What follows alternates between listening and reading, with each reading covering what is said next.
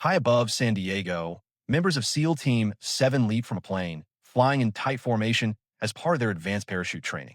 Meanwhile, on the bustling streets of the Philippines, a bright yellow ice cream truck weaves aggressively through traffic, honking loudly. Inside, a worried woman stays silent while the masked driver pushes forward without hesitation. The truck soon stops at an international elementary school. Security guards open the gates as children laugh and play in the schoolyard. At the same time, the U.S. ambassador arrives to pick up his son. The boy spots the ice cream truck and excitedly begs his father for a treat. The driver steps out and opens the truck side door. Children quickly gather around, but the driver walks away without a word. One of the security guards senses that something is off. Suddenly, a massive explosion tears through the schoolyard, filling the air with fire and smoke. The world is shaken. An innocent schoolyard becomes a war zone, and the lives of children and a U.S. ambassador are lost in a ruthless act of terror. In the face of this tragedy, heroes must rise. This is not just a mission, it's an act of valor. On the other side of the world, deep in a jungle, a small wooden boat quietly approaches a remote riverside base. On board, a man dressed as a monk calmly sips tea. Back in the U.S., SEALs Rourke and Dave relax at a bar, catching up. Rourke shares the joyful news that his wife is expecting a baby, prompting cheers all around.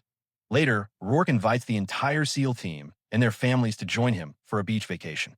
Meanwhile, in a peaceful Costa Rican village, a health camp is bustling. Children play near medical tents while Dr. Lisa Morales tends to a young patient. A car pulls up, and Cristo, a man with long hair, steps out. The children run toward him, clearly thrilled. Morales and Cristo exchange smiles. That evening, Morales meets secretly with Walter Rose, a CIA agent recently flown in from Colombia. Both are undercover, tasked with monitoring Cristo. Though he's known for helping the community by building schools and clinics, Cristo is actually a powerful drug trafficker. Morales has also uncovered Cristo's ties to Abu Sabal, a violent terrorist group operating in Southeast Asia. Cristo and Abu Sabal share a long history. They were childhood friends.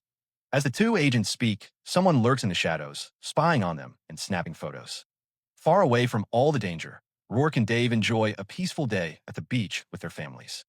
The next morning, Morales and Walter relax, passing time by playing Scrabble while waiting for their food delivery. When Walter opens the door expecting takeout, he's met with a sudden burst of gunfire and is killed instantly. Two armed men storm inside.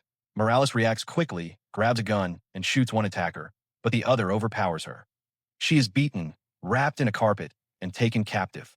The mission is compromised. Morales has been captured. Deep in the jungle, Morales is tortured by Cristo's men. They demand answers, her identity, employer, and knowledge. Cristo calls in, revealing he already knows the truth. He orders her to confess and reveal her CIA contacts. Morales stays strong, insisting she is just a Mexican doctor.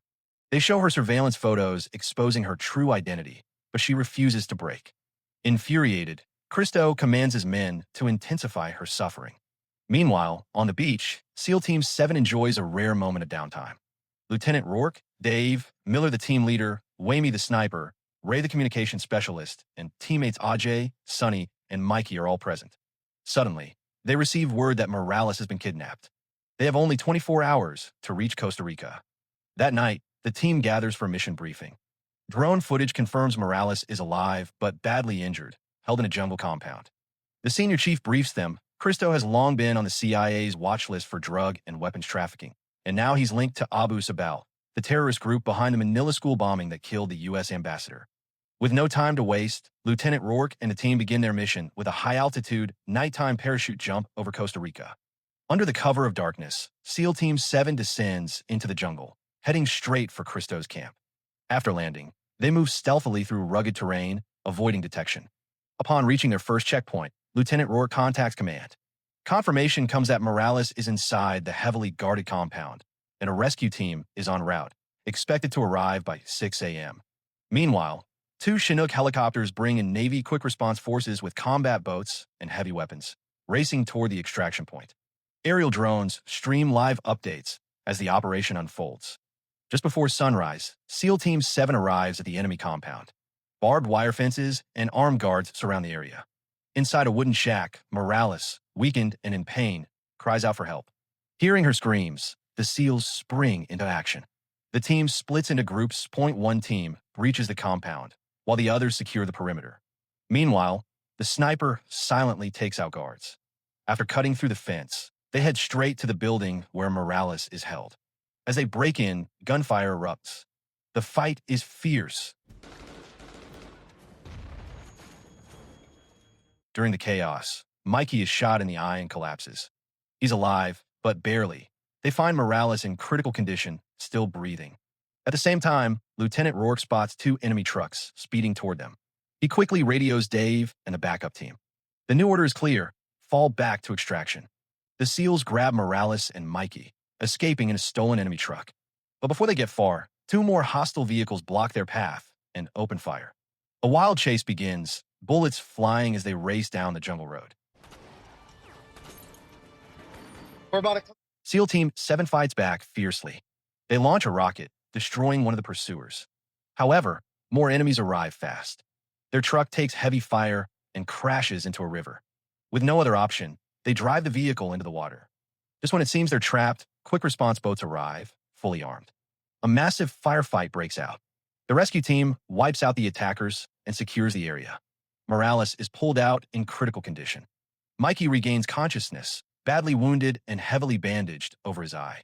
With the area safe, the team boards a Chinook helicopter and lifts off. The mission is complete, but the cost was high. Meanwhile, in Ukraine, a mysterious man wearing a long coat and sunglasses approaches a heavily guarded building. Inside, the haunting sound of a violin fills the air. This isn't an ordinary place, it's a secret bomb-making lab. The man is Abu Shabal, but instead of meeting his usual contact, Karamov, he finds Brahm, the violinist and mastermind behind the weapons. Brahm reveals their latest creation, a high-tech suicide vest loaded with bullets and explosives. It can bypass metal detectors and cause devastating damage in crowded places. Ни одно из них настолько незаметно. Brahm warns that the vest is too dangerous to test anywhere but remote Siberia. If used at a U.S. stadium, the consequences would be catastrophic. Later, Shabal meets Christo and reveals his real identity, Yuri Yevgeny, a Russian. Christo warns him the CIA is watching his every move and that he can no longer support him. The conversation turns tense. Shabal is furious. Their fragile alliance begins to crumble. Meanwhile, aboard a U.S. Navy warship near Central America, Lieutenant Rourke and Dave attend a high-level briefing. The latest intel is dire. Abu Shabal is planning a massive attack on civilians, and Christo's smuggling network could be the terrorist's gateway into the U.S. The senior chief acts quickly. He splits the team. Ajay and Ray are sent to Africa to track parts of the bomb vests, moving through the continent before heading to Mexico and possibly crossing into the U.S. border. Rourke and the rest stay stateside, ready to respond if an attack occurs. At the same time, SEAL Team 4 is deployed to the South Pacific with a mission to capture Christo and cut off Shabal's supply line before it's too late. Meanwhile, Ajay and Ray arrive on the African coast. At their rendezvous point, they board a U.S. Navy submarine. Inside the control room, the captain briefs them on their mission: infiltrate enemy territory and uncover where the bomb vests are being manufactured and shipped. With no margin for error, the operation kicks off. They're deployed underwater in a special capsule that silently glides through hostile waters. The mission begins. Ajay and Ray move cautiously along the Somali coastline, staying hidden in the shadows. They watch as a plane lands in a heavily guarded zone. Soon, 3 trucks arrive, followed by another aircraft. From a distance, they spot young African men unloading crates while a nearby group prays. Ajay notices some of the men appear Filipino. Then, he spots Abu Shabal himself, overseeing the loading of bomb vests onto the plane. Once the cargo is secured, the plane takes off. Ajay and Ray immediately report their findings. Meanwhile, aboard a U.S. Navy ship near Central America, intelligence confirms the aircraft's destination, Cedros Island, just off the coast of Mexico. It's the perfect launch point for attacks on the United States. On the other side of the world, in the South Pacific, Christo relaxes on a luxury yacht. Suddenly, explosions rock the vessel as U.S. forces launch a surprise assault. A fierce gunfight erupts, but Christo's guards are outnumbered and quickly defeated. Christo is captured alive. During a tough interrogation, Christo finally breaks under pressure. After threats against his family, he reveals that Abu Shabal has already dispatched 16 suicide bombers to major U.S. cities, including San Diego, San Francisco, and Houston. The bomb vests are highly advanced, undetectable by standard security systems. Christo admits he's lost control, Chabal now acts alone, aiming to wreak havoc on a scale comparable to 9/11, targeting total destruction and economic collapse. Back in Mexico, time runs out. SEAL teams launch a sweep of Cedros Island, desperate to stop the terrorists before they reach the U.S. border. SEAL Team 7 zeroes in on a suspected hideout within a crowded neighborhood. Moving silently between houses, they avoid raising alarms. But inside one home, a woman spots them and screams. Gunfire erupts instantly. Rockets blast through the narrow streets, turning the area into a battlefield. Civilians flee as the SEALs engage Chabal's men in fierce, close-quarters combat. After a brutal fight, the SEALs secure the area. While clearing the site, Rourke and Dave discover several unused bomb vests. Yet, the danger remains as the SEALs manage the aftermath. Abu Chabal gathers his remaining bombers and delivers final instructions in Tagalog. Their mission: strike crowded public spaces in the U.S., shopping, malls, supermarkets, anywhere packed with people. Then, the bombers quietly board buses heading toward the border.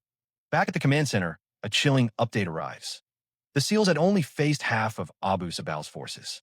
The rest, including Abu Sabal himself, were already moving toward the U.S. border through a hidden tunnel beneath an old dairy plant in Mexicali, expected to reach the border by 7 a.m. Rourke and his team immediately spring into action, heading straight to Mexicali. At the border, they join forces with Commander Pedro's and the Mexican Special Forces. After a quick briefing, both sides agree to work together. But Pedro's warns that the area is cartel-controlled, with enemies everywhere. If Abu Sabal slips into the tunnel, tracking him down will be nearly impossible. Meanwhile, Abu Sabal and his men arrive at the tunnel entrance. Backed by the cartel, they know every hidden path and blind spot. Military surveillance can't detect them. Soon, U.S. and Mexican troops roll up to the dairy plant in trucks, but cartel scouts spot them instantly and sound the alarm. Gunfire erupts, sparking a fierce battle across the factory grounds as the joint forces fight their way in, taking out guards and storming the building. Inside, Abu Sabal realizes time is running out. He orders a retreat and leads his men into the tunnel, hoping to escape before the soldiers catch up. The SEALs split up. Rourke and Dave team up with Pedro's group to pursue Abu Sabal into the dark tunnel. The rest hold the surface, fending off a last-ditch cartel attack, protecting the escape. Inside the pitch-black tunnel, tension rises as gunshots echo through the narrow space. Rourke's team presses forward, closing in on the final chamber. But Abu Sabal has laid a deadly trap, a female suicide bomber. The moment the SEALs enter, she detonates the bomb. The blast shakes the tunnel, throwing soldiers against the walls. As smoke clears, the team regroups, just before a hidden enemy throws a grenade from above. The grenade lands nearby. Without hesitation, Lieutenant Rourke leaps on it, absorbing the blast to save his team. He dies instantly. Despite his wounds, Dave takes command and leads the team deeper into the tunnel.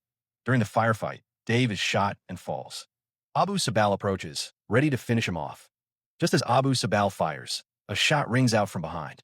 It's Ajay. He opens fire and takes down Abu Sabal for good. The mission is finally over. Back home, Lieutenant Rourke is honored with a hero's funeral. His casket is carried by his SEAL brothers, with Dave, now in a wheelchair, close behind. A rifle salute echoes across the sky. The team stands in solemn silence, saluting their fallen leader. Dave watches quietly as Rourke is laid to rest. The end. So the moral of the story is, if an ice cream truck pulls up and the driver walks away without giving out ice cream, run, that cone's probably a bomb.